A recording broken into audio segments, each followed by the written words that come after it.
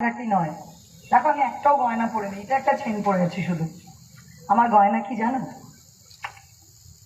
This uniform is my ornament. এর থেকে বড় গয়না হয় না। এটা আমাকে সব দিয়েছে, সব। নাম, যশ, টাকা পয়সা মাইনেটা তো মাসের শেষে ঢোকে, ওটা নিয়ে আমি কথাই বলছি না। পরিচিতি, খ্যাতি, আর কি দিয়েছে জানো? অনেকের জন্য কিছু না কিছু করার ক্ষমতা।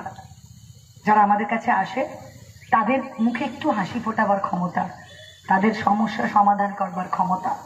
এটা অনেক বড় জিনিস, এর থেকে বড় অর্নামেন্ট হয় না।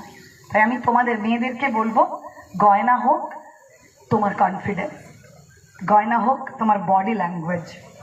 রাস্তা দিয়ে যখন যাবে এমনি ছেলেরা ভয় পাবে, এতটাই কনফিডেন্স থাকবে, এতটাই ইচ্ছে শক্তি থাকবে, এতটাই শক্ত থাকবে নিজের পা দুটো, তোমাকে হেল্পের জন্য কাউকে লাগবে না। আর হ্যাঁ, একটা মাথার উপরে ছাদ, সেটা নিজের নামে হবে, নিজের টাকায় হবে। আর কোথাও লেখা নেই, আমি সব জায়গায় গেলে বলি, দেখো পাশে যে ছেলেগুলো বসে আছে ওদের কটা হাত? চারটে। আর তোমাদের পা, তোমাদের মাথা দুটো ওদের না? যা, সব এক। তাহলে ওরা ইনকাম করতে পারে, ওরা বাবা মাকে দেখতে পারে, ওরা ছেলে মেয়েকে দেখতে পারে, ওরা বউকে দেখতে পারে, তোমরা পারো না? পারবে তো?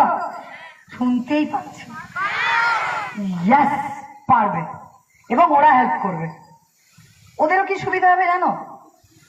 ওদেরও বেচারাদের অনেকের স্বপ্ন থাকে যে আমি বড় হব, আরো বেশি দিন পড়বো, 25-30 বছর পর্যন্ত ওয়েট করব, চাকরির পরীক্ষা দেবো, আরো বড় জায়গায় পৌঁছাবো। ছেলেদের মধ্যেও কি হয়, এই অনেক স্বপ্ন মরে যায়।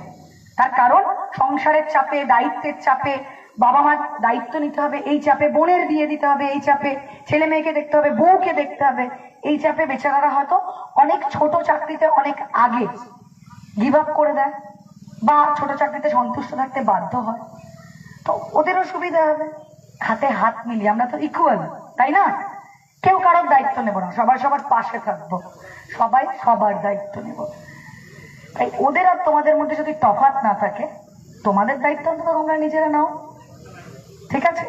আমি যেমন ঠিক করেছিলাম মা আমি সেদিন হব, আমিও মা, কিন্তু আমার ছোট বাচ্চা, ছোট নেই, বড় হয়ে গেছে।